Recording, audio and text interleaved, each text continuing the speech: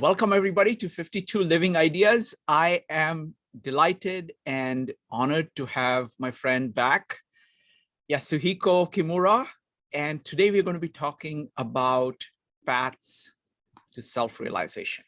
Welcome, Yasuhiko. Thank you. So Yasuhiko, what is self-realization? Okay, this is a subject that that has been spoken about for centuries, and if we were to define Western philosophy as the love of wisdom, which transforms itself to wisdom of love, Eastern tradition, we can say that philosophy is the path of self-realization.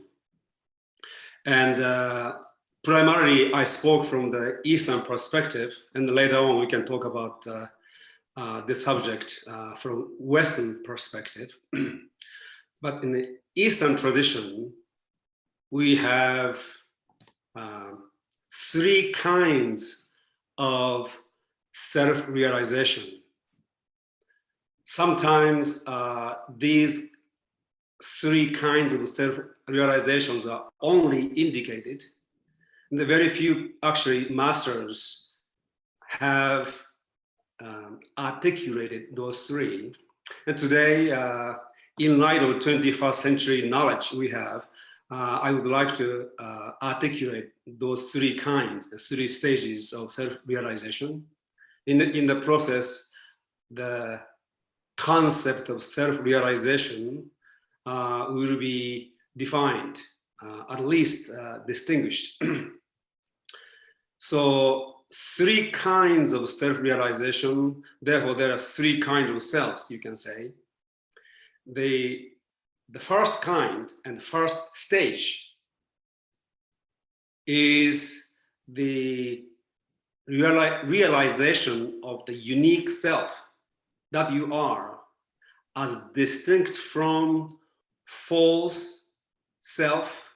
Usually nowadays people call this ego, and also as differentiated in its design from all the other selves. So let me use computer biosemiotic scientific analogy. So each one of us constitute like three layers of semiotic systems. The basic layer is biochemical. Next layer is bioelectric. And third layer is neuropsychological. And we are born with this hardware and software operating system, each uniquely. And in the process of acculturation, and conditioning, society superimposes upon our original, unique operating system, collective, ready-made system. So in the case of computers, Apple has one model and a new model. When you buy a model, there are many of the same models. In the case of humans, each person is unique. There's slightly different models, all of us. And instead of us organically growing with this hardware and operating system software, we grow old with the superimposed operating system. We call ourselves being conditioned by society. So what happens is that the sense of self that we already we have develop into something that is not organic. So what we think who we are culturally conditioned. Wow. And socially programmed using the operating system that has been superimposed upon ourselves. And so using this kind of language, the first kind of self-realization is what Lao Tzu calls an unlearning. Mm-hmm. Michelangelo has a famous quote, beauty is the purgation of the superfluous. Mm-hmm. So the first self-realization is the purgation of the superfluous, the mimetically acquired construct that is ourselves inside this visible universe. So we become who we authentically are, each one of us. So we are actually shedding the inauthentic self, which is culturally conditioned, and find unique self that each one of us is. So unique comes from uniqueness, which means oneness. So we achieve oneness in the sense of unique, being a uniqueness. Wow. And today, we have become so complex. This process of the first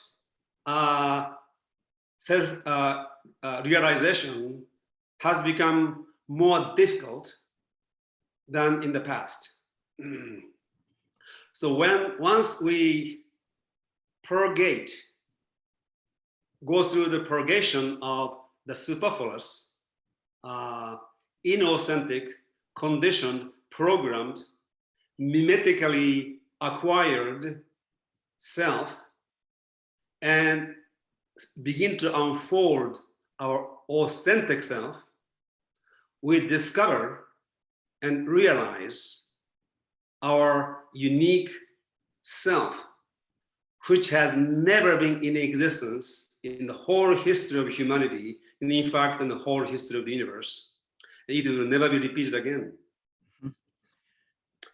And that is the initial foundational self-realization, which you can say, I am Atman. Wow.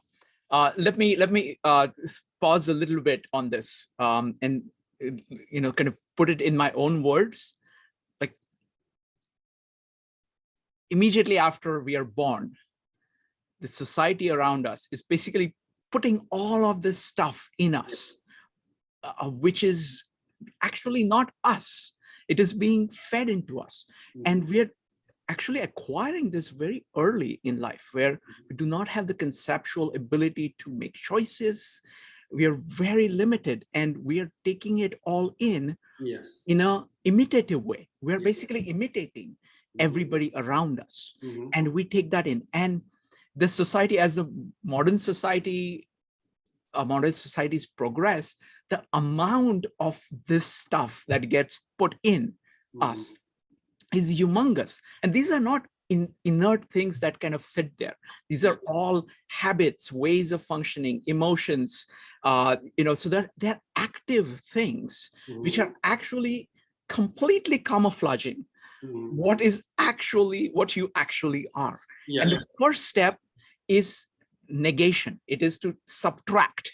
So it's like, I like to call it addition by subtracting. So you have to remove all of that stuff. Until you remove all of that stuff, you do not even have the ability to do anything from that. Yes. So it is not just we are programmed. The fundamental operating system into which social programs are being programmed into programmed into itself is superimposed. And what happens is, as I was saying, there's 3 layers to our semiotic system. And when this particular program is fundamentally the neuropsychological operating system, which came from outside. So it is already not in integrity with the rest of the system. Mm-hmm.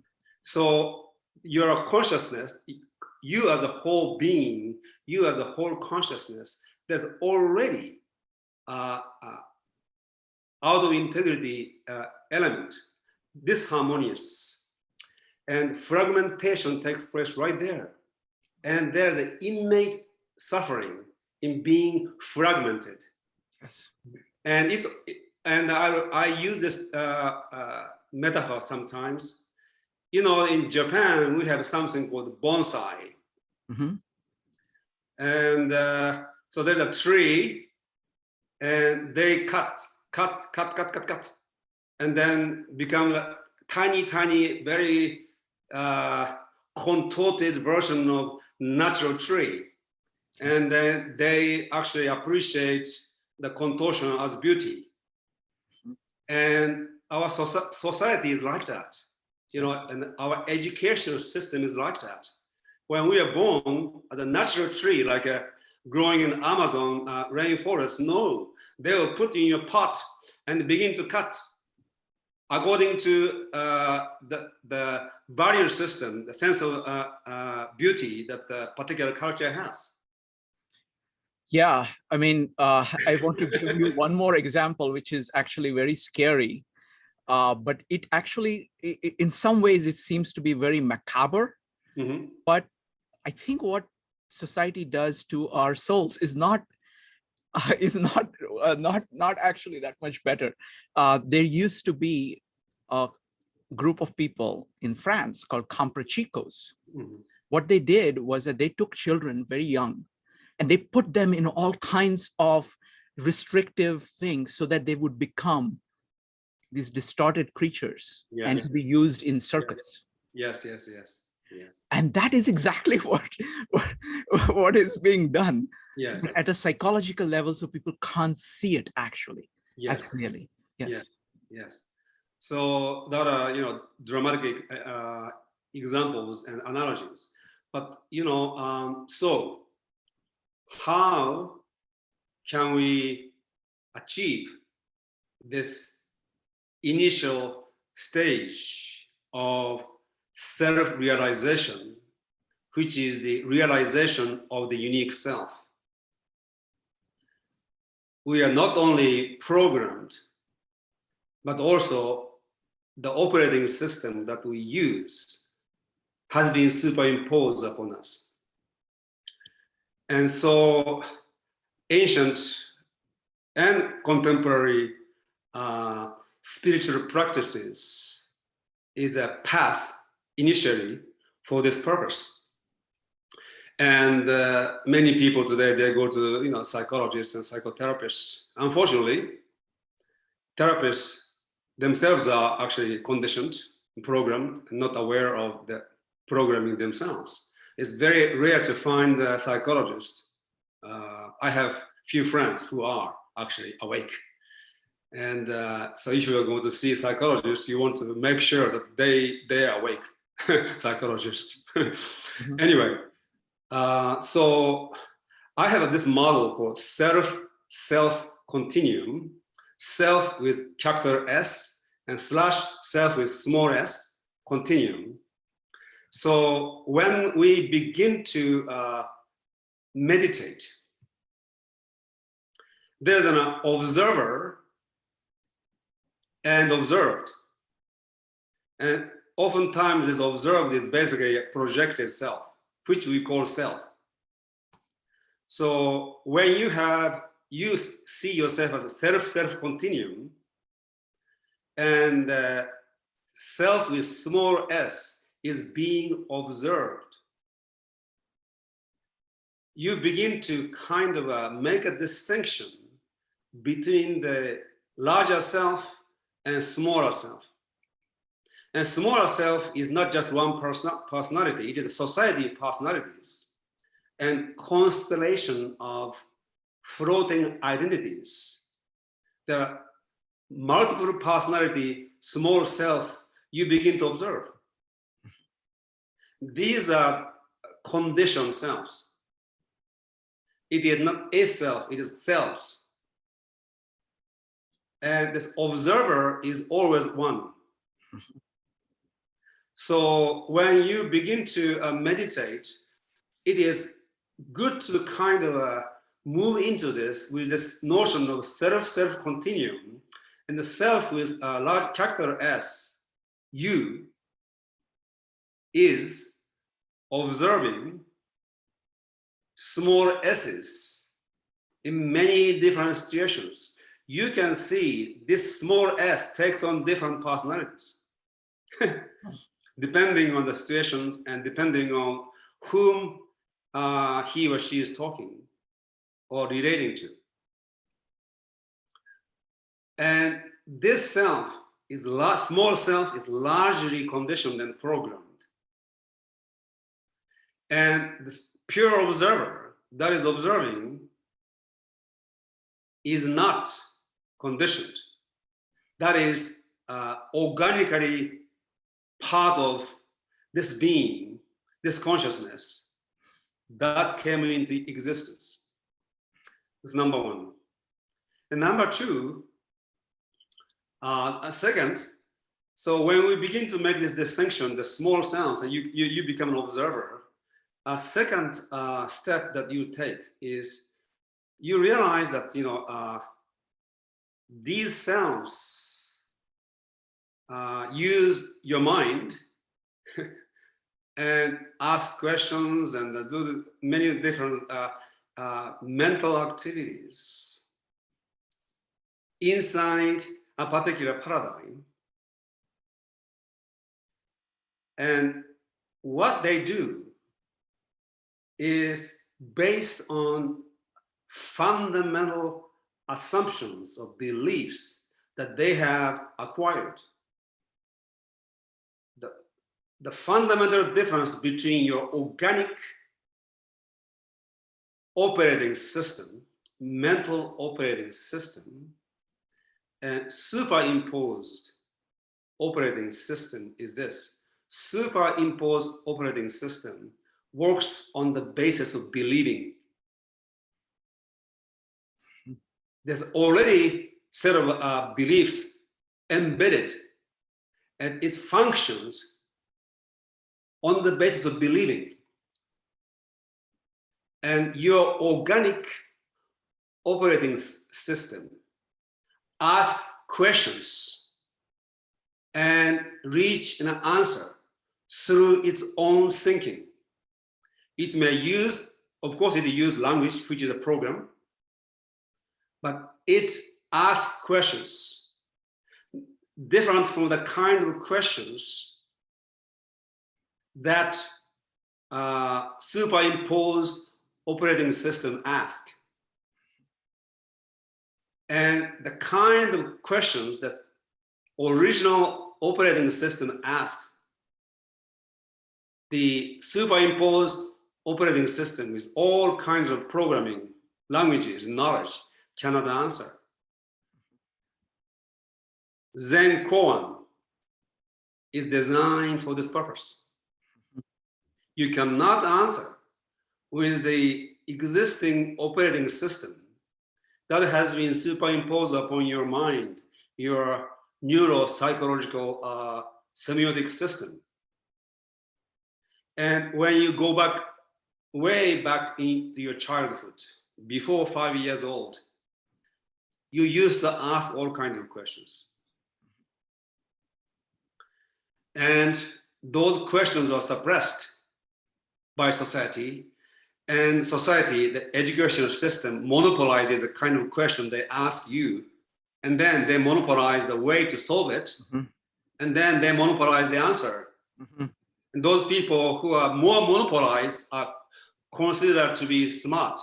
Wow. So the second stage is you begin to see the thought those small selves have, and then really go back to the original innocence and begin to ask questions.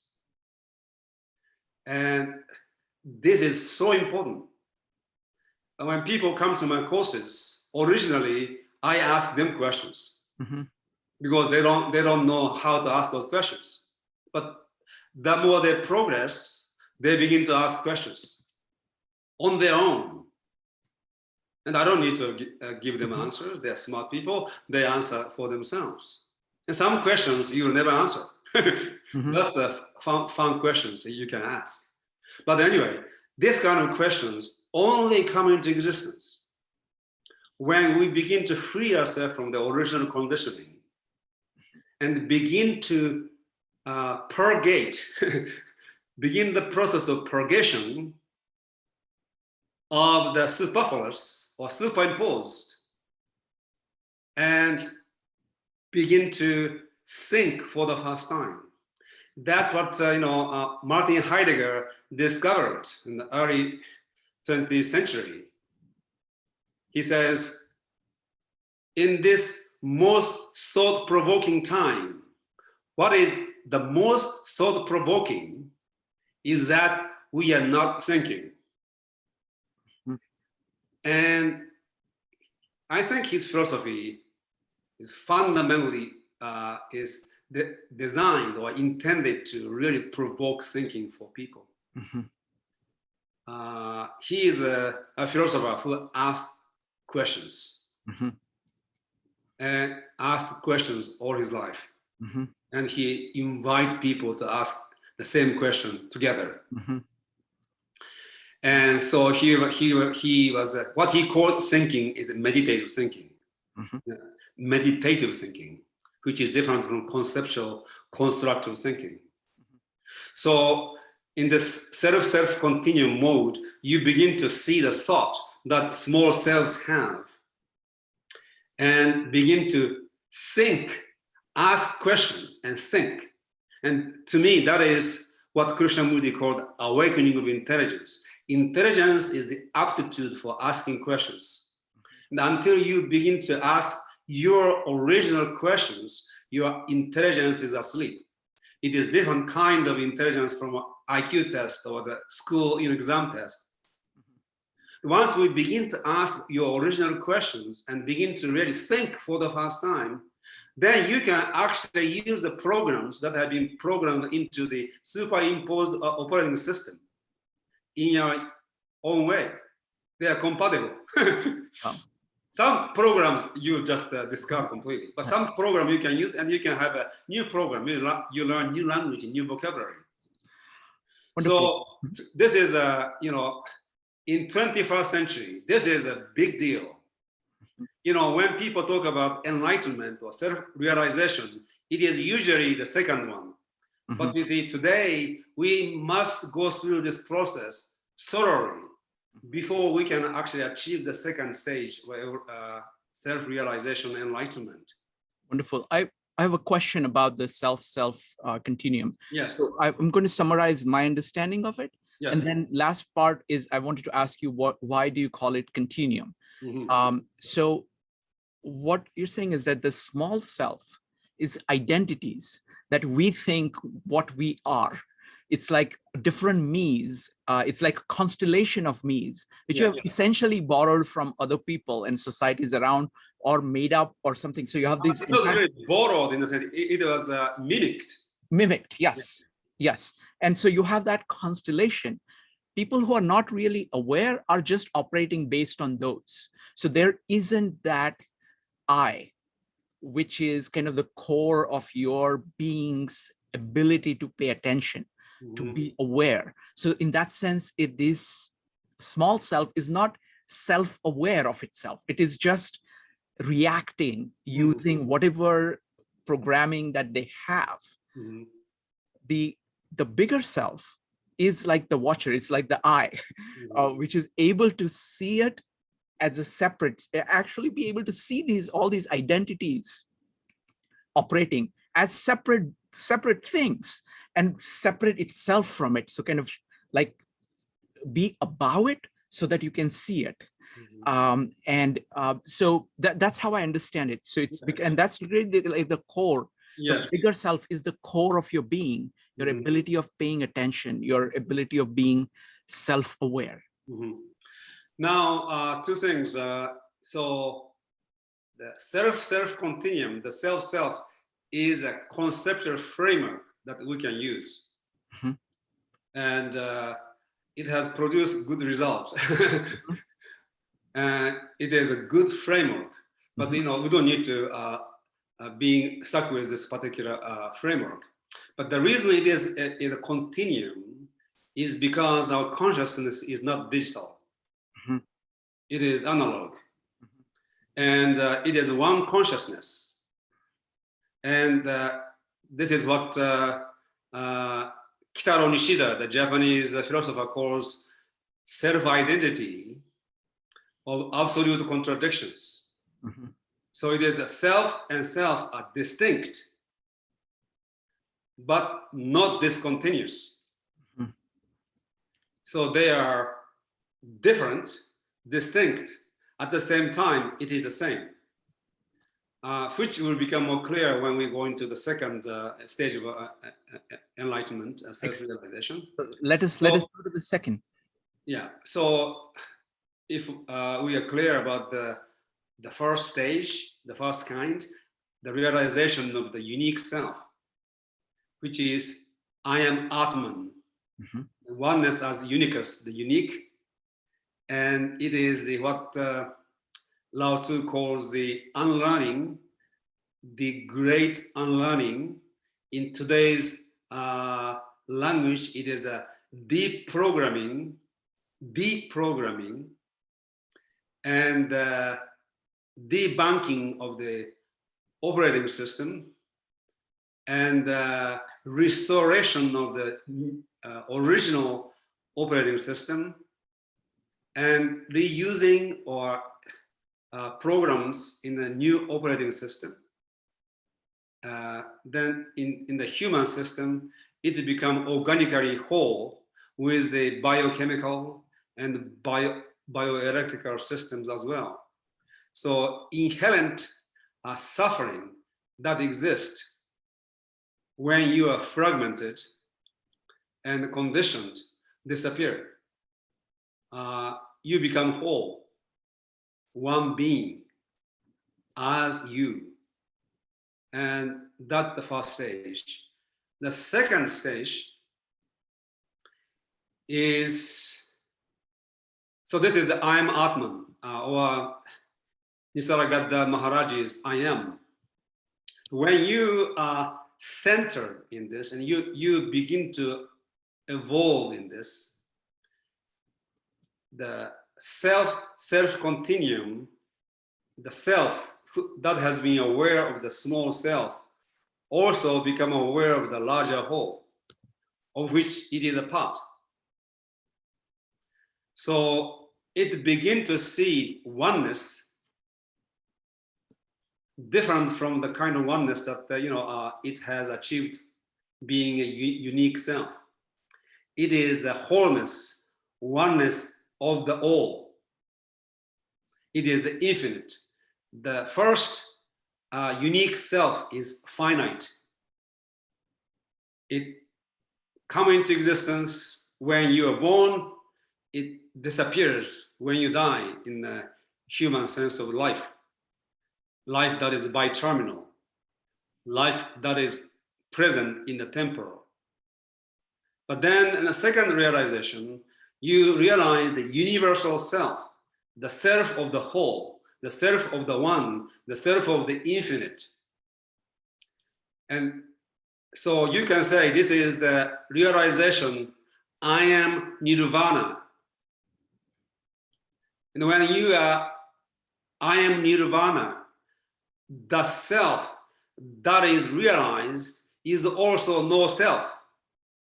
The self of the whole, the self of one, self of the infinite is no self. Again, Kitaro Nishida's self-identity of absolute contradictions. It is Atman as Anatma. I am Nirvana. So it is the finite merging into the infinite. It is the evolutionary transformation.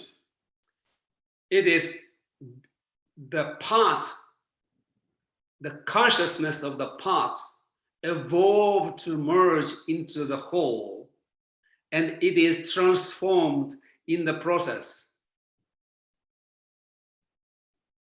So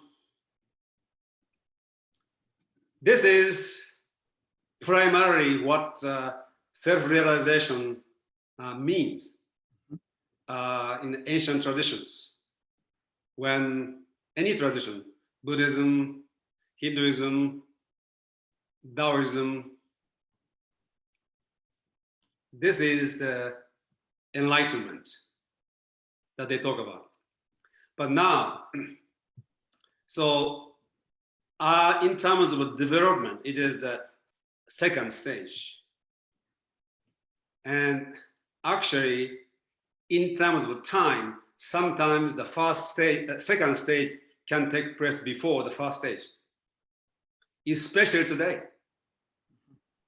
which include this person who is talking. I had the experience of the second enlightenment when I was 16, way too early.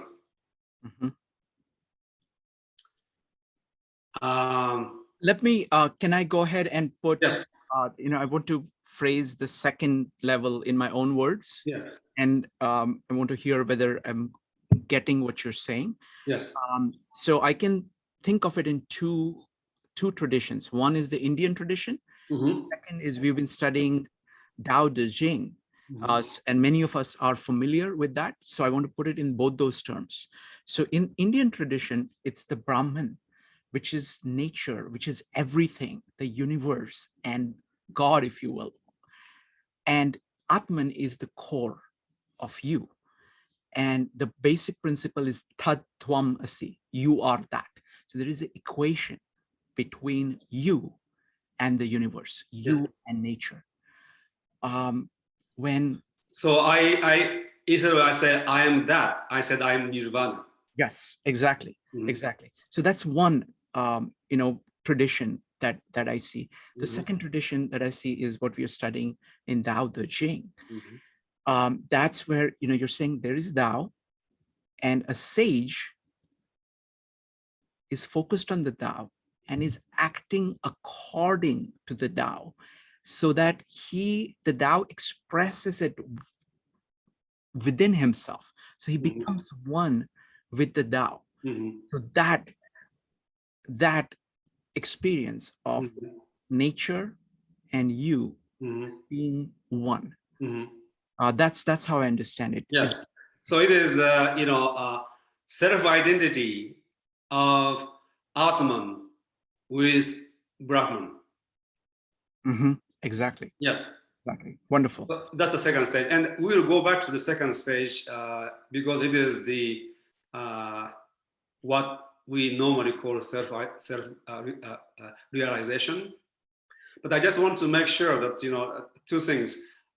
This I, this self, is also no self, and people misunderstand Buddhist notion of anatman, no self, and this is no self. That is the self, and it is important. That's where the Hindu tradition and the Buddhist tradition actually agree. It is not a denial of Hindu tradition. It is a denial of people's misunderstanding of self. But it does not mean that Atman does not exist. Okay. Secondly, as I said, I was just talking about myself.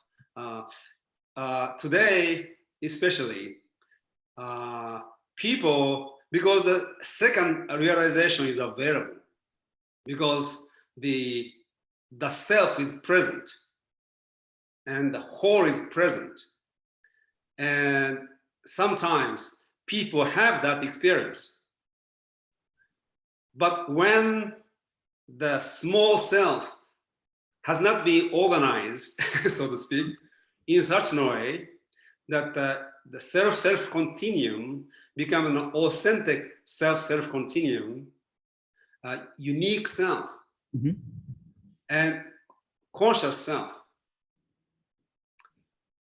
It can cause many problems. And I have seen this in my own life, and amongst people who are into spiritual awakening, and amongst so-called spiritual teachers. One of the thing that you can have, the misunderstanding you can have. Of course, when your ego is still false self is alive, it can take over. So you may meet some very egotistical spiritual teacher. You see, their small self continuum hasn't achieved this uniqueness. So still their false self is quite alive and very clever. And once you have that experience, that ego can actually own that experience and become a teacher, writer, whatever. And because you have that experience, you have a kind of knowledge that most people don't have. So you can gain power. It's very dangerous for people who are egotistical to achieve the second level realization, and it happens. And number two, sometimes this oneness with the whole can be misunderstood or misinterpreted or misexperienced as the so-called ascended masters, galactic federations. Today, people talk about those, and I'm not denying those, I'm not criticizing those. Those are names that people have given. There is a layer of consciousness which Carl Jung called the collective unconscious, anima mundi, negatively interpreted or understood. There's a layer of consciousness that exists in this universe in a higher vibrational state that can pose itself as the oneness of the whole. And it can actually start to send messages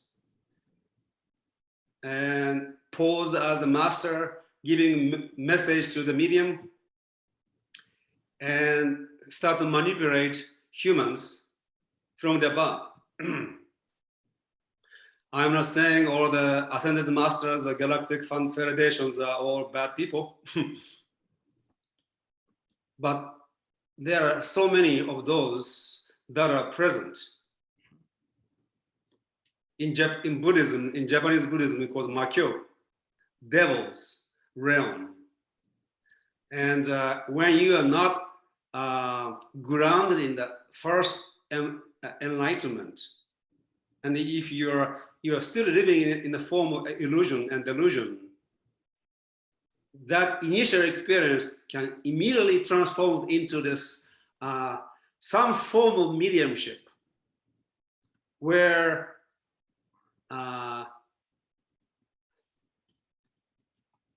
negative aspect of collective unconsciousness take over that person and do harm not only to that person, but to other human beings who follow that person. And I see this today, especially on the internet. You see them on YouTube. It is extremely dangerous, and I don't want to go too much into the occult here, but there's a danger for people who achieve this second stage enlightenment, without deeply rooted in the first enlightenment to go into a devilish direction or unbeneficial to humanity direction, and it can become a devolutionary force, not an evolutionary force. And number three, another problem with this time reversal is that a person who had that experience can have lots of physical problems. And that happens because the body is not designed, this biochemical and bioelectrical and actually neurological system are not ready for that kind of vibration, and it can cause all kinds of problems. Krishnamurti had a headache for a long time. That is one of the symptoms. I have had headache, acute headache, 24 hours a day. So once those people who have had that experience can go mad. Meher Baba from India, his mission in life was to bring those enlightened mad people, insanely enlightened people, back to sanity by actually grounding them into the first stage of enlightenment. So in my teaching, in most cases, I only focus on the first enlightenment. And when people are ready, we go into the second. And most traditions, except for the esoteric dimensions, they never talk about third dimension, third stage. And the third stage of self-realization is not evolution. So you have evolved from the finite to infinite. You have merged into the whole. Movement is an evolutionary movement. So now you begin to live inside the trans-finite realm with the finite body. You have merged, and your residence moved from the finite dimension to infinite dimension, a trans-finite dimension. When this happens, involution from the infinite to finite, finite takes place. And then you begin to recognize that there's some change actually takes place in your neuro, psychological, and bioelectrical, and even biochemical dimension of your being. So in a way, you begin to have different kind of body. It takes sometimes long time, but it happens. And some people, some of those highly super enlightened people have a different kind of physical vibrations from the people, the rest of us. In the second stage, it doesn't happen. You merged. You are able to somehow contain the energy and the frequency. The third is actually the container begin to transform itself. And this is the third stage. And in Buddhism, second stage is called nirvana. And third stage is called paranirvana or mahaparinirvana. In esoteric Christianity, that is the real meaning of resurrection. Christ was an enlightened being in the second stage of enlightenment. And he became transformed and resurrected as the embodiment of transfinite dimension. It is not meeting with God. It's God actually infusing the being that has a physical form. That's the resurrection of Christ from an esoteric perspective. And contemporary spiritual teacher, the one who spoke about it so beautifully, is Sri Aurobindo. Mhm. And also American spiritual philosopher Franklin Melville Wolf spoke about it. In my view, he is the greatest American spiritual philosopher of the last 250 years of American history.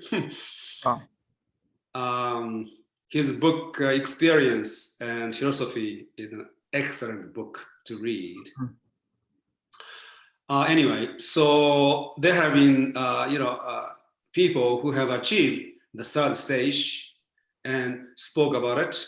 In ancient times, it was more indicated, and only you are in the esoteric circle, the masters and disciples had oral interactions. It has never been really written down, except in a few places. Or even if it is written down, it is misinterpreted by those who are uninitiated.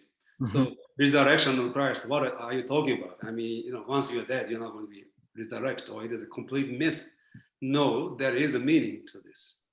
Christ, when he enters the third stage of enlightenment, resurrect, he lives in a transfinite dimension, supramental dimension, and his mental dimension, physical dimension become transformed involutionally, and that's the third stage. So when we talk about self-realization, those are the three forms. And probably I spend 75% of my time being with people on the first stage, and 24% of the time in the second stage. Wow. In the third stage, I am totally committed myself to go through that process until I die. Wow. Thank you, Yasuhiko. What I want to do is that there are some amazing people on this call, and they are all wanting to ask you many, many questions. Yes. So is it okay if we go to questions? Yes, that's what maybe the major reason why I enjoy being in this program, because you have amazing group of people. Yes. Yes. Yes. No, I'm very, very fortunate, and I'm very grateful. Yes. But that's because of you, Shrikant. Partly, but it is like what happens is that you find people like you, who are similar to you, who are trying to do the same thing, but trying to understand the world, trying to understand ourselves, and you just collect a bunch of people and you have this conversation. So thank you. All right, folks, so it's time for Q&A. We've got 4 rules as always. Type exclamation mark in order to ask a question. Number 2, keep on topic. Number 3, be brief. At this point, we are asking only questions. So try to be very brief and ask a question, because we want to get to as many questions as possible. There are many questions in line. And number 4, feel free to disagree with anybody on anything and do so courteously. So first up is going to be Sean. I don't know how to pronounce your name. Elena, Michelle, Stefan, Louise, Sanket, and Neer. So let me see. Son Obikoya, go ahead. Thank you, Shrikant. Thank you, Yasuhiko. My question was just to get your insights on the concept of self in African spirituality, and that is indigenous faith of Africa. And I'm quite aware that honoring nature is essential to it, like the 5 elements: earth, wind, water. And just wanted to get your thoughts, what you know about African spirituality and what the concept of self is. Sorry, I do not know virtually anything about it. Okay, sounds really good. And if you can suggest something I can study, I would love to do that. Awesome. I'll drop a link in the chat for you to review and for other people to check out as well. Thank you. Thank you, Sean. Next up is Elena. Elena, what is your question? Okay, and let me just say thank you. This is just beyond what I've expected because of it. Just explains lots of things to me. For me, my question is, the books that Yasuhiko mentioned, is it true? And those who achieved the third stage of enlightenment, you said it's Franklin Mariel Wolf, and maybe I just didn't catch it correctly. If Yeah. someone could type it, and Sri Ravinda, right? Something like that. Yes. Yeah, if you would be so kind to type it. And then Yes. Go ahead. and what's the, so when you go into third stage, what's the purpose of existing there? So third stage, yeah. So what do you, again, there is no purpose, we know, but still, like, what do you, those who went there, who were there, transcend into that dimension, such as Christ and such, what did they experience? And anything else that you could add to it? Thank you so much. Oh, and another question that I have perhaps to Shrikant, could you again go and highlight differences between Atman and Brahman? So thank you. Go ahead, Yasuhiko. When you look at the original word for to be in Sanskrit, it means to grow. And being has a vector, which we call becoming, but that becoming vector is an evolutionary vector. The universe, everything that exists in the universe, when we look at the vector of movement of the universe, it is in the direction of evolution, more complexities and more integrities and higher orders. Of course, within this movement, there is a entropic movement, and there's distractions, but this eternally regeneratively, the universe seems to be moving in more and more evolved state, which include human consciousness and each human being.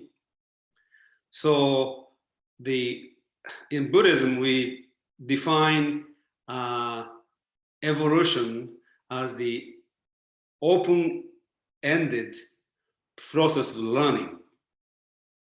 So evolution has element of learning and exploration. And so when you become completely tuned in, and when you begin to be the vessel of the evolutionary movement of the higher, you also see that that is an essential component of evolutionary movement. So it's a involution, evolution, involution, evolution. So although we will never achieve this in our lifetime, when you enter the third stage, you experience an involution, which will eventually turn into evolution, new kind of human beings that come into existence. So those of us, and I assume most of us or all of us who are in conversation today, are tuned into this movement of the universe, which is syntropic, not entropic. It is evolutionary, not devolutionary in terms of preponderance. It is moving into a higher consciousness. Our consciousness is moving higher consciousness, and this third stage involutionary process is the precursor to the next stage of evolution, which we will not see in our lifetime. Wonderful, thank you. And kind of quick answer on Atman and Brahman. Brahman is roughly, you can translate it as nature, reality, or God, basically everything that is. And Atman is, you can roughly translate it into soul, the core of your being. Mitchell has a fantastic question, which he's requested me to read out. He says, it seems impossible to achieve self-realization while remaining a part of society. For instance, the act of waking up, going to work, and following a chain of commands is a programmed behavior. So is it possible to become enlightened and remain an active member of the society, or must one leave society in totality to be enlightened? Depending on where you live, but living in New York City, it will be extremely difficult. Extremely difficult. I left society when I was very young, spent 5 years in monastery. Even when I went to India to study at the university in Bombay, I spent 5 months in Himalayan mountains. So it is, possibilities, yes, but in a practical way, it is virtually impossible living in a society which is anti-enlightenment and anti-self-realization. It will be very difficult. So, few things we can do. So we can form a community. Sri Lanka have beautiful community. So you have a online community of those who are committed in self-realization. Number one. So you have the conversation going. Number two, you must find a way to be alone every day in solitude. And you don't necessarily need to do meditation, which would be nice, but you see, being alone, away from people, away from your cell phone, computer, TV. And somehow, if you live in a New York City apartment, there is no nature probably, but you can create an environment for yourself. When I lived in New York, my wife and I listened to classical music all the time, because there is noise pollution. Noise pollution is even worse than air pollution because it will just get into your astral body and disturbs you. Your energy get disturbed. So listen to good music, and just be alone. Number three, find a way to go into nature. Our friend, Luis Claudio from Brazil, he is so smart. He and his family found a way to live inside the Brazilian rainforest. So they live in nature. And, that's a dream for many of us. But, you want to find a way, once a week, you go somewhere. I think if there were no Central Park in Manhattan, the New York City would be complete insane asylum. It already is, but more. All right. Magnitude higher. People don't realize how much. Yes, because I tell you that your internal organic operating system is of nature, not of society or culture. So when you go into nature, immediately your original operating system begins to become alive. So it is essential. And also you want to choose books to read or movies to watch. It is very, very important not only be quiet and alone, also it is good to laugh. Somebody has live, laugh, and love. when you are laughing, have you ever seen the face of Stalin or Hitler? They were laughing. Even those undesirable humans, when they are laughing, there's an element of innocence in their face, their laughter. Laughter is so essential. Wonderful. So you want to orient yourself in such a way that you have your own space and develop it and create a community and be with nature and read and listen to something of a higher vibration. And yes. Wonderful. Thank you. Thank you, Yasuhiko. Next up is going to be Stefan, Louis, and Sanket. Folks, if you have questions, go ahead and type exclamation mark in chat. Next up is Stefan. Stefan, go ahead. Hi. So could you quickly go over the 3 levels again? And you were mentioning something about how if you go and skip levels, then this could be detrimental. So I was wondering, how can you best assure that you would go from levels 1, 2, and 3 in chronological order? Okay.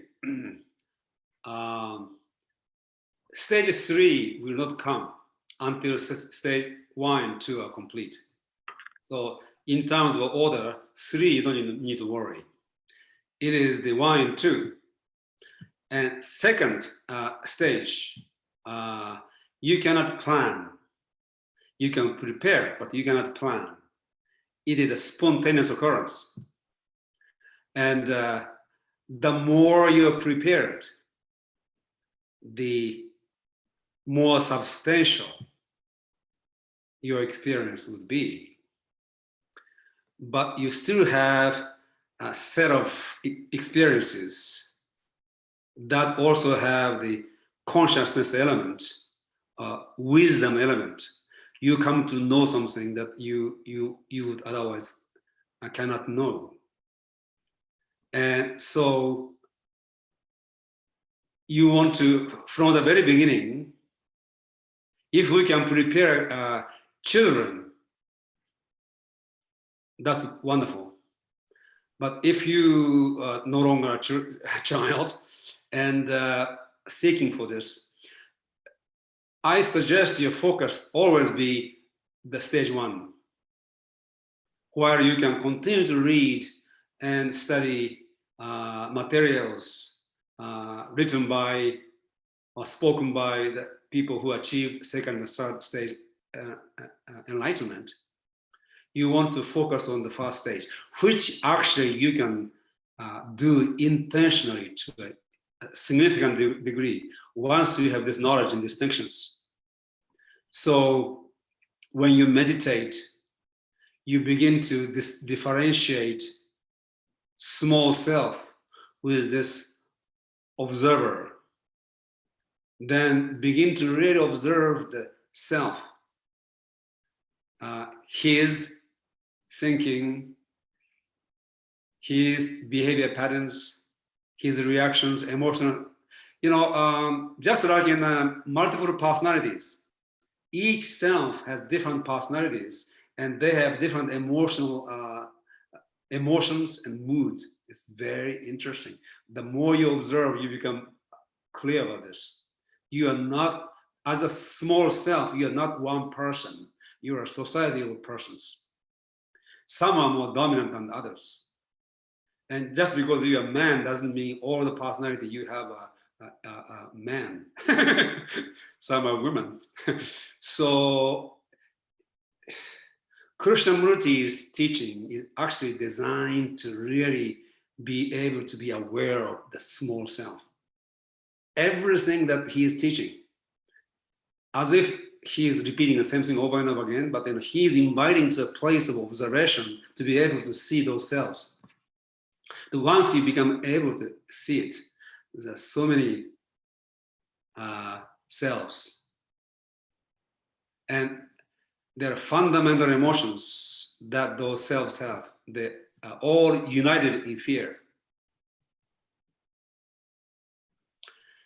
So now that you have this distinction, 1st, 2nd, 3rd, and there's basic differences. So knowing this is good, and you want to focus on the first. Then when second happens, by grace of the universe, God, and then you don't go into to the divine madness. It is called divine madness when you have the second stage enlightenment without having the grounding into the first stage. Some people really go mad. If you have studied Meher Baba from India, his life was devoted to healing those divinely mad people. And one of the things he did was he never wrote anything. So his teaching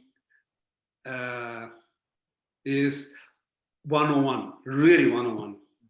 The people who actually took notes, when you compare the two notes, it's so different. You cannot really say, oh, which one is correct, because neither one is correct. He was very clever in that sense.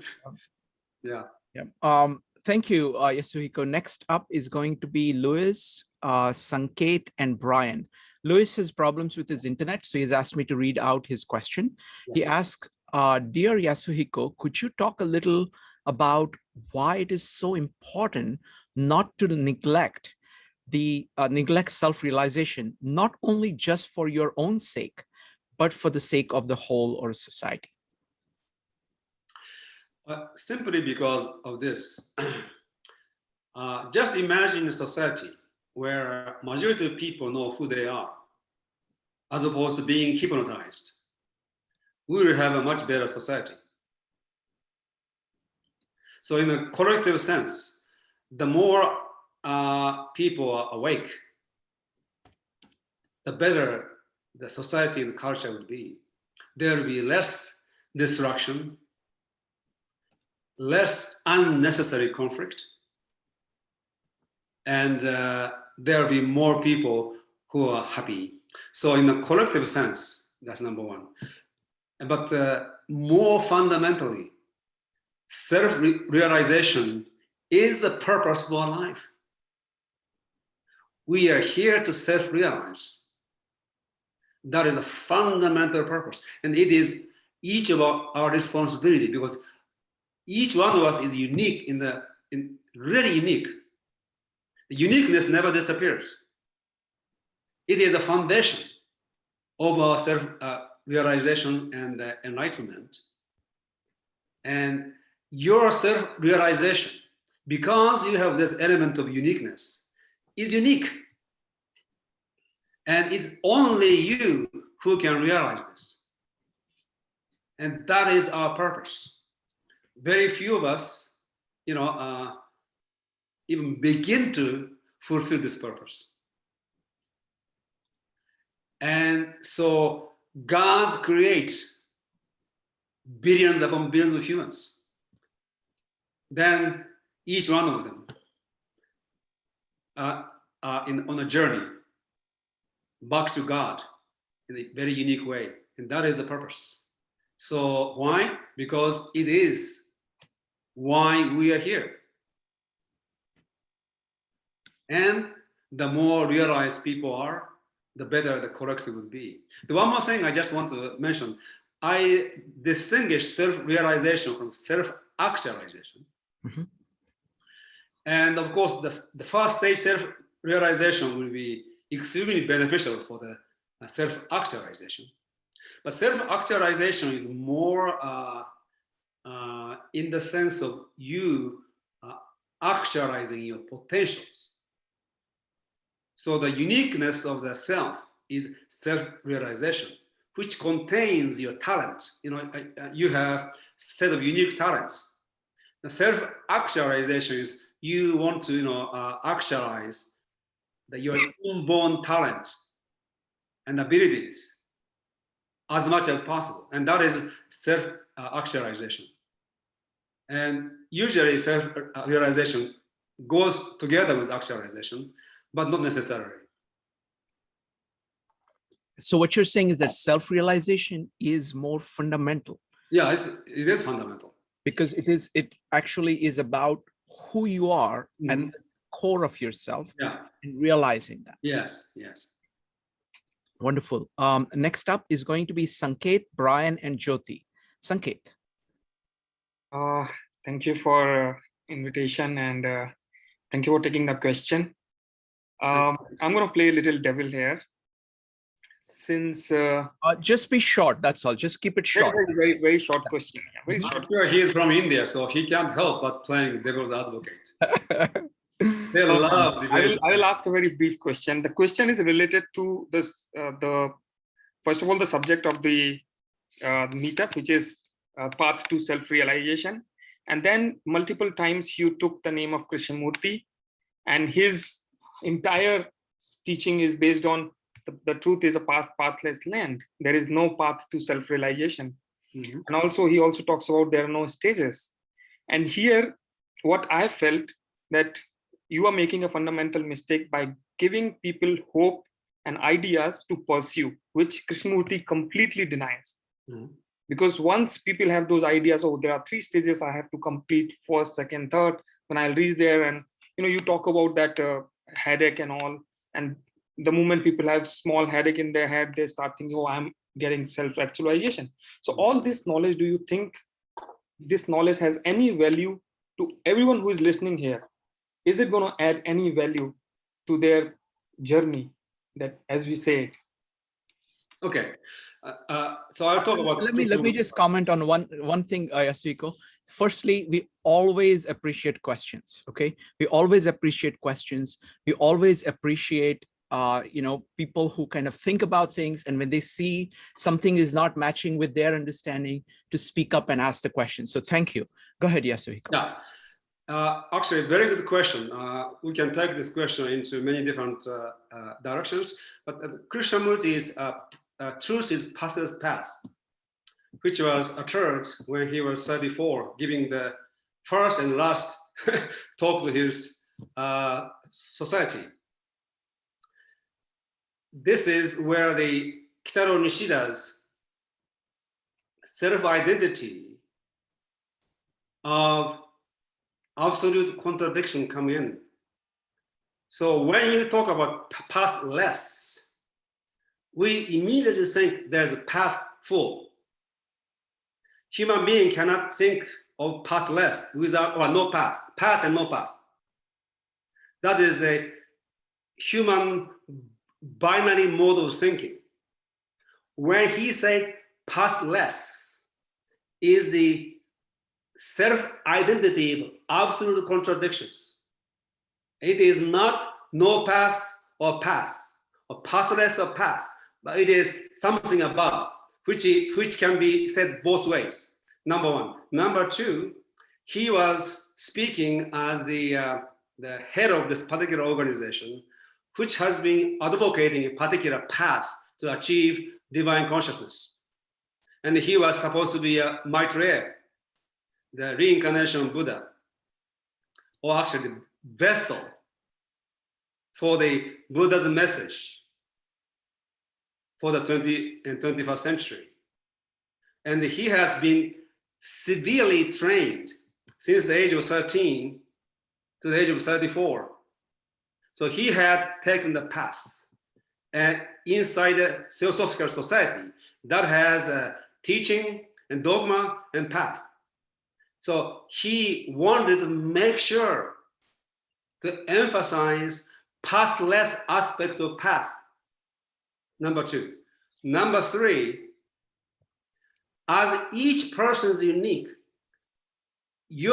whatever the path you take is created after you walk. You are a trailblazer because you are unique. So when you listen to me, whatever you take, or you may say, Yasuhiko is a complete bullshitter and everything he says is bullshit and they forget about it. Or, oh, that's maybe interesting idea, maybe I can take it. But what you take from my sharing is different from what Daria takes from my sharing. And it is your path. And because people didn't understand Krishnamurti, they followed him for 40, 50 years. And when he is saying, don't follow me, I am not your guru, people made him into guru. So pathlessness became a path. That's a human binary mode of thinking. So I am not giving any instruction to anybody. If you come to my course, then I will say, try this out. Yes. But each person still try this out differently. So that's what Krishnamurti meant by pathless, which is the self-identity of absolute contradictions between path and no path. And your path is created after you walk, not before. Wonderful. Thank you, Yasuhiko, and thank you, Sanket. Next up is going to be Brian, followed by Jyoti. Brian. Thank you so much for for being here and making the presentation. Both my wife and I really appreciate. I have a question about comparing the East and West. You mentioned that the West is the land or the focus on the wisdom of love and the love of wisdom, and the East is self-realization. So is there something beautiful or true in the Western tradition that you would like to emphasize, or you think could be emphasized as separate and apart from this Eastern tradition? Okay, in the Western philosophy, in the West, there has been a kind of a differentiation between philosophy and religion. And in the East, what is now called Eastern philosophy, in many ways, from the Western perspective, can be considered religion. Although vocabulary is different. So philosophy in the West moved more in the direction of knowledge, developing more and more knowledge. And even Plato's ideas, which you can say have a dimension of spirituality, and Western metaphysics is profoundly influenced by Plato, and Plato's ideas have been used by those who are in religion to formulate their own theology and so forth. But still, it was a pursuit of knowledge, and religion in the West has this dimension, which is similar to Eastern philosophy. That's number one. Number two, the language that Western cultures use for self-realization and self-transformation and achieving enlightenment is very different, because it comes from the Judeo-Christian tradition, where God reigns supreme. So if I am talking to a Christian, I would say third stage of second stage will be like you be like become at one with God. And third stage will be you become infused with divine wisdom, whatever. So there was that division or separation between philosophy and religion, and philosophy now separated into science as well in the West, and in the East it has been basically together.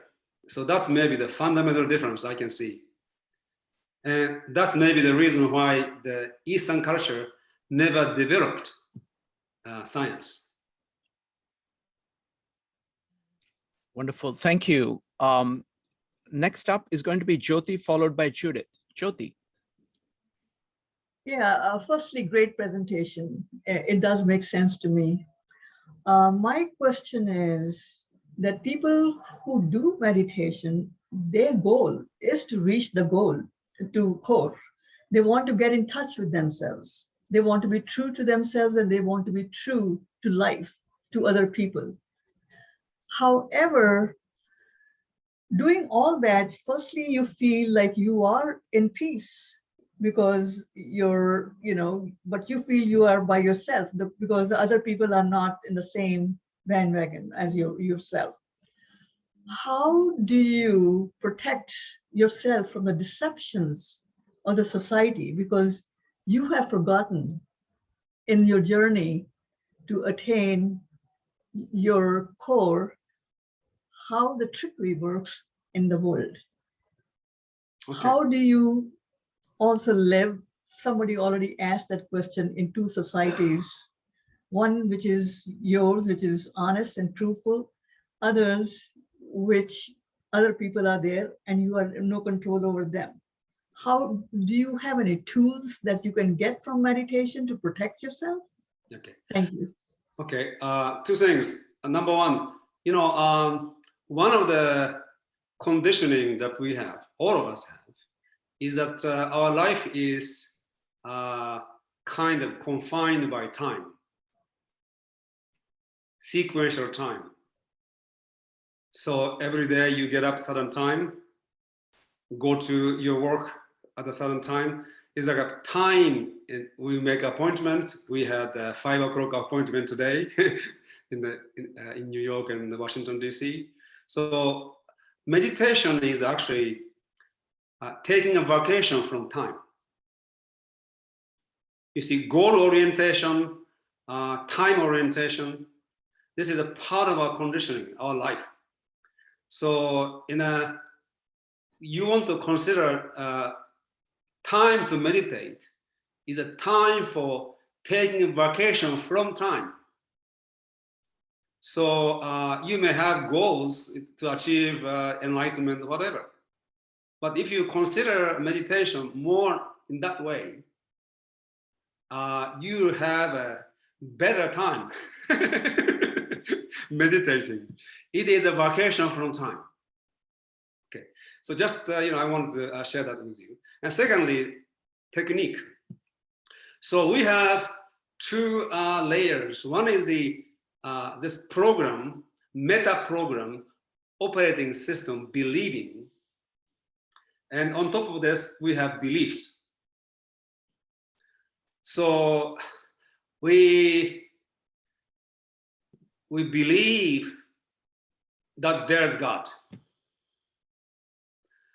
We believe that Christ came into this world to atone our sins. That's an old model. We believe that life is suffering, as Buddha taught. We believe that life, the speed of light is constant. All those things. We have enormous number of beliefs and assumptions. Actually, beliefs or assumptions assumed to be true. So in my program, when I used to do a program, I asked people to list the assumptions that they hold to be true. So you begin to identify some assumptions and then ask questions. Is it really true?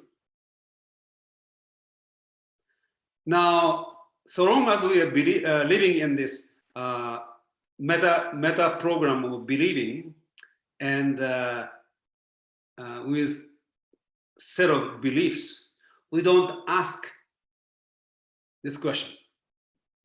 So in order for you to ask this question, you need to be outside of it and then begin to ask the question. Is this belief I have really so? And some you say, yes, it is true. Some say maybe not. So you begin to have the distance from your beliefs, and you begin to have a new kind of mindset, which is not believing, but questioning. And when you go through this, every day, you can actually do this practice aside from meditation. Probably you want to take notes and what belief I have. And then ask yourself, is that true? And usually it takes at least 1 year for people to go through all of their assumptions.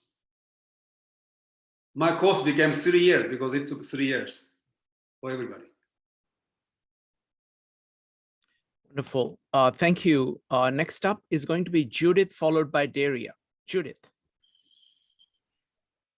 I have two questions. So I'm thinking about what you said, our fundamental purpose is to self-realize. And I'm wondering why that is so, like why? Is it because of our human heritage, very specific to humanity? Because we question and other living things don't have the same capacity to question. And so we need to undo, like evolutionary, we evolved to have societies and communities. So we evolved to need to create these selves to get along with each other, possibly, I don't know. So I'm just wondering, because it's, we are biochemical, bioelectrical, neurophysiological, just like many other living things. So where and at what point and why did this become our fundamental purpose? That's my first question. And my second question is, in the second stage, sense of purpose. Now I'm not talking about purpose to self-actualize, but like the daily purpose that ourselves have in the different roles we play for our small s, parents, where we work, what we do, like how we contribute to society or not. In the second stage, when people achieve that, do they, what is that like? Are they just simply aware that they are wearing these different selves at different times, or are they behaving in a way that transcends those selves in a very authentic and consistent way? Like, where's the line on that? Okay. Fundamental purpose of existence is to be. And to be or being always takes place as becoming. So being isn't becoming and becoming is being. And that's the fundamental purpose of existence, which is fulfilled at every moment of our existence, and everything is existence. So purpose is ongoingly fulfilled. And that being shows up, unfolding, becoming. In the case of humans, that takes the kind of a flavor of realizing more and more of you, more and more of your being. The more you become, the more you are. And so the purpose of human life is self-realization. It is a one way of stating the original statement that purpose of existence is to be, and to be is to become. And humans with this developed consciousness and complex thought, complex systems, we can frame it so that we can say the purpose of my life is to realize myself.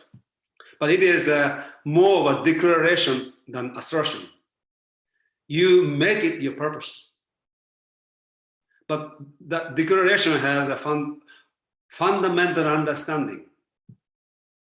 So the founding fathers, when they declared independence, it was not independent, but there is a profound understanding of life and society and the actual universe, out of which they made that declaration as an organic unfoldment of their fundamental understanding.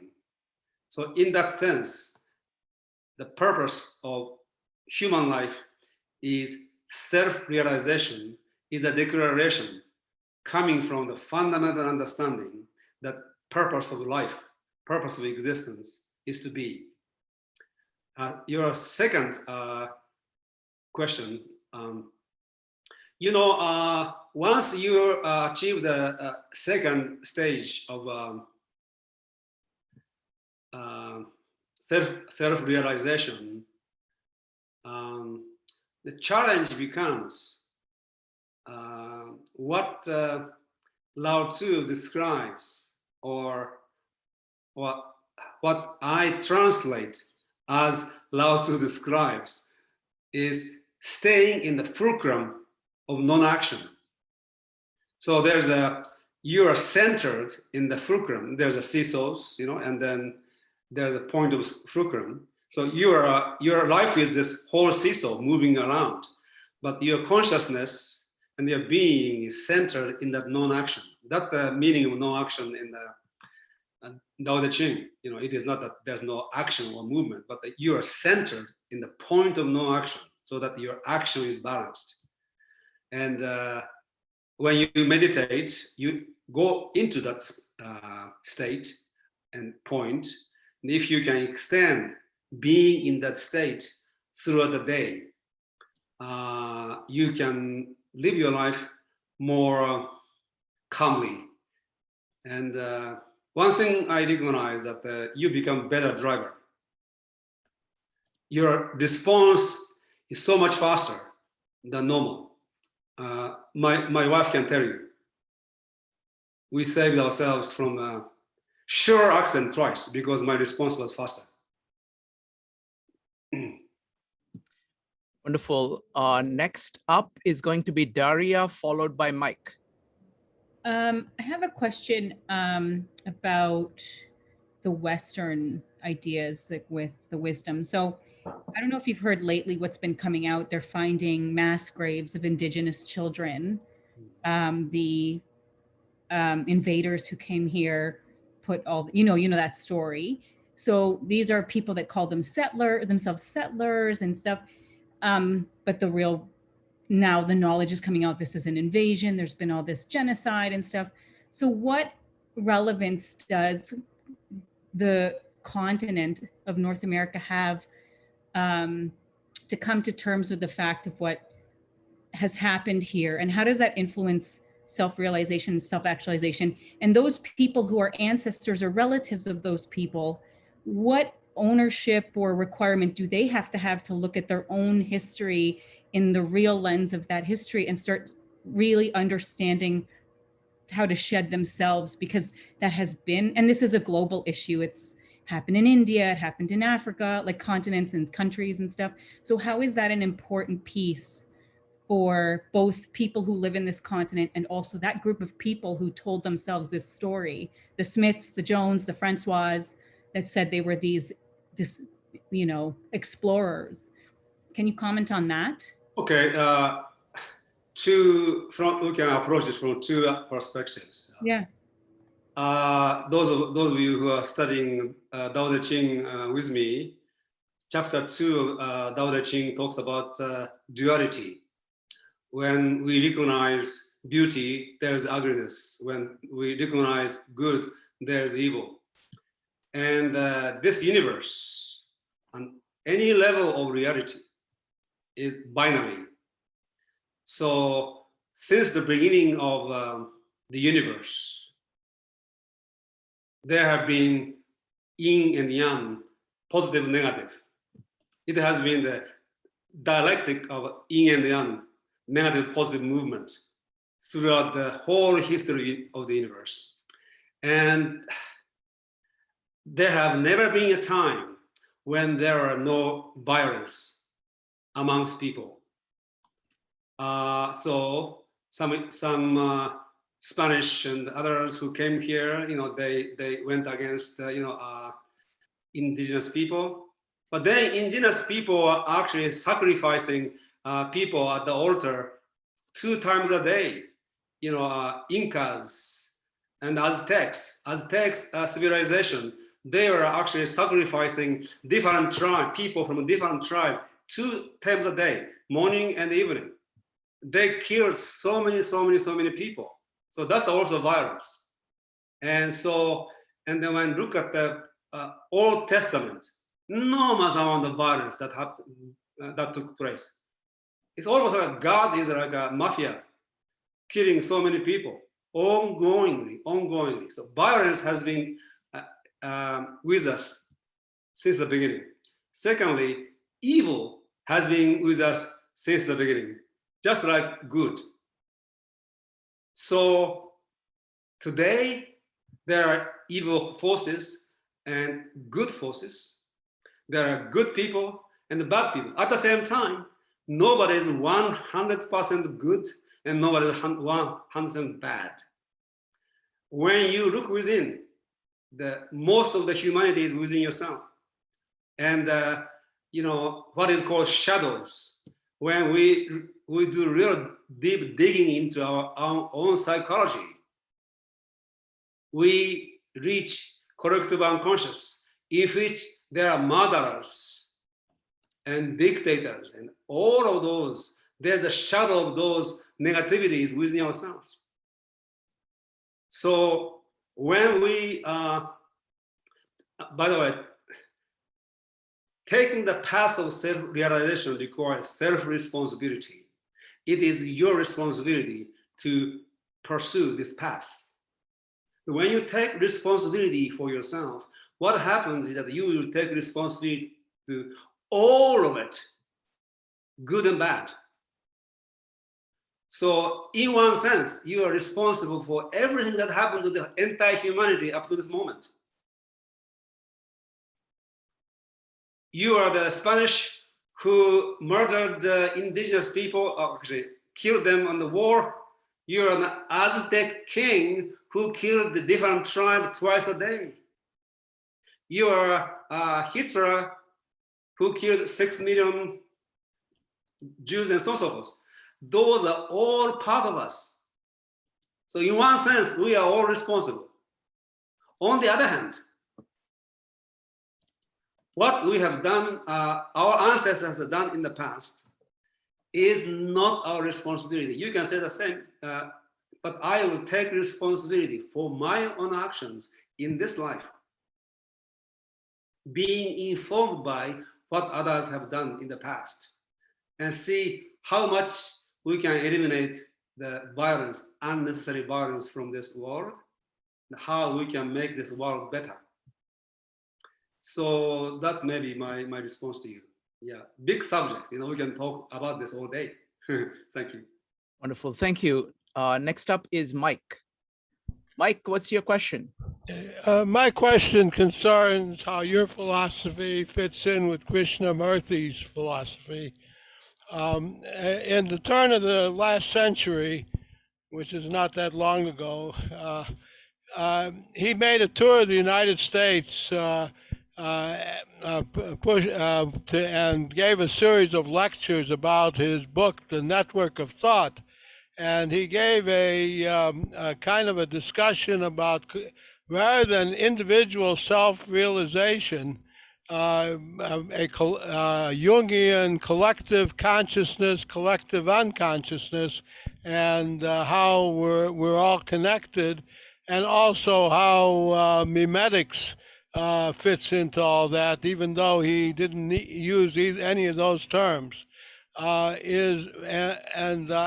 sense you're talking about more in the area of individual self-realization rather than collective self-realization. Can you expand on how Krishnamurti fits into that? I know you had a previous question along those lines. So there is no such thing as a collective self-realization.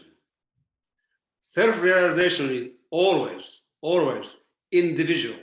That individual can contain the whole of the universe. So it is an individual matter. Collective doesn't have self. Collective is the collective of many selves, each one of whom is responsible for his or her own self-realization. And collective self-realization, collective transformation is a result of individual transformation and interaction between transformed beings. That can happen or that cannot happen. So that's number one. I completely deny this notion of collective self-realization. Secondly,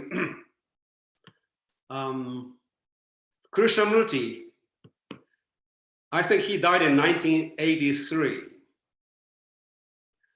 And toward the end of his life, actually, he had ongoing dialogue with people like David Bohm and many others, leading thinkers and cultural influencers.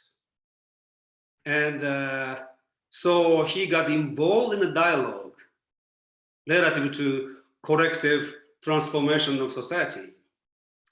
But his teaching, or if there's any teaching, does not necessarily, does not directly address that issue. He was only talking about when we are going to deal with collective transformation, who we need to be. Who we need to be able to be engaged in the movement of collective transformation. Again, it is us, each one of us. So I am not quite familiar with what he did toward the end of his life, but based on what you said and based on what I know about Krishnamurti, that is my response. And you see, oneness is not a collectivism. That is extremely important to make distinction. And this new age spirituality, they make total confusion. So oneness is already there. We need to discover yourself is one as a unique, singular being, and you are one with the whole already. And this oneness has an impact on your part, and on your part has an impact on the whole. But it takes place within the consciousness that is you, which can expand beyond this particular individual. Is a cosmic individuality. But the oneness they talk about is collective. And you basically merge your small self into the collective, which means you become the member of the collective, and you move along with whatever the member is dictating. It has zero self-responsibility. It is the opposite of self-responsibility. And I have seen this since 1970s. And since I came to this country, it became more and more prevalent. Collectivism is anti-spiritual development. And people who use collectivism to entice people who are into spiritual development, they are doing tremendous disservice. So I am against this notion of collective self-realization and against the notion of collectivism. It is a sovereign individuals awakening and working together to create sovereign integral. That is the collective transformation. Thank you. That was very profound. It took me a while to digest it, but I appreciate your going into that subject. Thank you. Thank you, Mike. Next up is going to be Julie. Oh, Julie is not here, but I think the question is still a very good question. The question is, where does authentic purpose fit into this? What? Authentic purpose fit into this, in the sense that we all have gifts and strengths that in the ideal, supportive, early environment, children will naturally gravitate towards and naturally realize. Yes. So what Lao Tzu talk about nature. Tao can be translated as nature. When nature is applied to humans, maybe authentic is the best terminology. Organic, authentic. So when we are born into this world and we acquire mimetic desire, because being a social beings, something like status, reputation or recognition from others are important for our own survival. So desire for status, good recognition or reputation is a mimetic desire. And authentic desire that we are born with does not seek status. Status is translated from the authentic desire. And we don't need to deny our mimetic desire. We need to see it is a mimetic desire. And what is the authentic desire within, underneath this? And authentic desire underneath this is always a desire for increasing self-realization.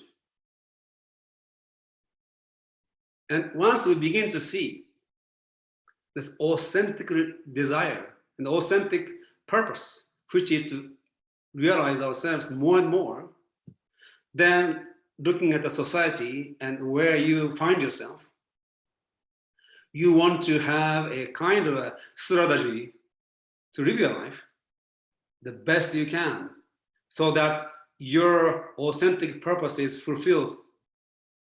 Sometimes you may have to move out of the place and change your profession, change your relationship. And you find a way to realize yourself amongst people as best you can. Wonderful. Thank you. Last two questions are from Elena and Jyoti. Folks, keep your questions short so we can answer both of them. Elena, go ahead. Sure. My question is to Yasuhiko.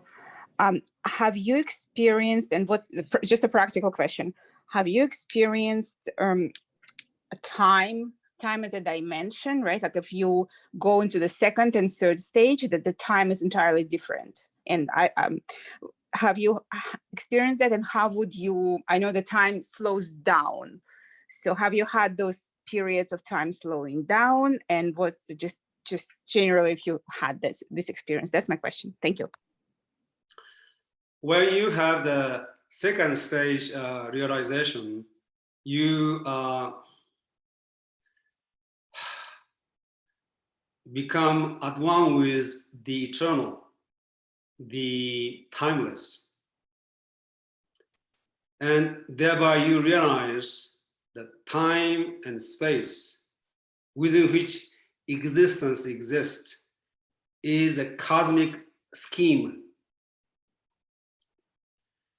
And every moment of our now is not the moment of now, but momentum of eternity, moving into future and then past. And so you become free from time because you find your being outside of time. So again, it is a point of fulcrum I mentioned. that point of fulcrum is timeless and spaceless, or the point is in the space, but you know what I mean. So it is when you begin to stay there, you become more a master of time than a slave to time. So your relationship to time change once you have the second stage enlightenment and you have the experience of timelessness, or you're being timeless. So in that sense, you never die. And of course, you as this finite uniqueness has by time, beginning and end. And then you realize, okay, sooner or later, this being is going to disappear. See what I can do within this time frame. So you use time, more productively. Wonderful. Let's go to Ambika, followed by Jyoti. Ambika. Ambika, you need to unmute yourself. Go ahead. Yes, thank you. So you may have already answered this, Yasuhiko, with so many questions that have been addressed. Growing up in India, you always get thrown with this idea of karma. Everything you do is karma. And I sense though at times this becomes not just a distraction, but not exactly an accurate understanding of our actions and words, because it seems to be always a trap.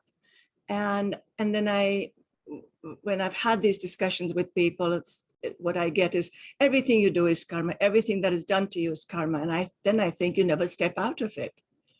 And there has to be a way to step out of it without being caught in this jal, this web of time, of karma. So in that sense, the other answer we get is, oh, if it's your karma, you'll achieve this. If it's not, which seems to me such a derogatory way of living a life.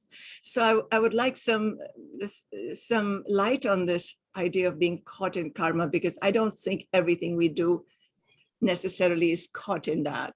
So karma is what happens when you are unconscious. Okay. Karma is what happens to you and as you when you are not aware of who you are.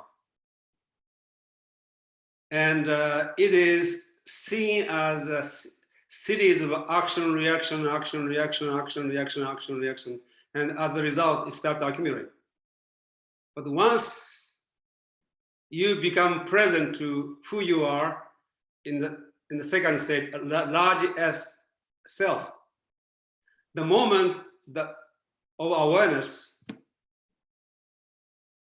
well, historical fact remains, but it ceases to affect you at all. So everything you have done in the past, so long as you are unaware, action, reaction will happen. So eventually, you become a victim of whatever the reaction, whatever the action you have done as a reaction. But once you are aware of it, you go outside of this action reaction. So you free yourself from karma in an instant. Of course, physically, you have overeaten for 50 years. Well, just you become enlightened does not mean that you lose weight in an instant. So in the physical dimension, it takes time, but you are no longer affected by you lose weight and get to your normal healthy weight in time. Thank you. Thank you. Next up, last question is from Jyoti. Jyoti. Yeah, your presentation is very soothing to the soul. And so is the process of self-realization. My question is, and I'm going to end here, how does it protect us from the maladies of life? If we are doing such a hard work and we are getting in touch with our Atma and we are going, we are tracking a right path, can this defend you or protect you and make you immune to the maladies of life, like illnesses and other, diseases that people get, poor people get? Okay. Look, you may be the most enlightened human being, and you are invited by somebody in India to give a lecture. And you go into the plane and plane crashes. Okay, so in that sense, we never know. Number one. So you have fulfilled your purpose in self-realization to the degree to which you could, and that memory, or not memory, that experience will be encoded into the collective consciousness, which have an impact on the evolution of the not the one I talked about, but the, evolution of consciousness. But when you are aware, many things happens which is beneficial. When you are aware of the whole, you sense the danger more than others, and naturally you avoid danger which other people may encounter. So the awareness includes the biochemical, bioelectrical, and aura, yeah, and then so all of it, and so you're physically, energetically, you become more sensitive, and then physical danger, as well as metaphysical, invisible danger, because you with the movement of the whole, you become more aware. So as a result, you will avoid a dangerous situation. Since you have already avoided, there's no way for you to know that you have avoided, but it happens. And also many of the diseases, physical diseases, chronic ones, come because people are stressed, fragmented, and unconscious. So you will stop overeating, and you will start eating food that is more in harmonious with you, and the way, and also you will start eat in a way it is most harmonious with you. Now, on the basic level, you become more harmonized. And as a result, health means to be whole. So naturally, you become healthier. Yes? Yeah. And at the same time, just because you have achieved the higher state of consciousness, you're not 24 hours conscious. And sometimes life takes you, and then you there a moment of forgetfulness, and something can happen to you. So I'm not, nobody's perfect, but overall, that is the fundamental direction that we will move to. Wonderful. Well, thank you very much, Yasuhiko. This was fantastic and great questions, folks. And I look forward to our next conversation about a month from today. Thank you. Bye.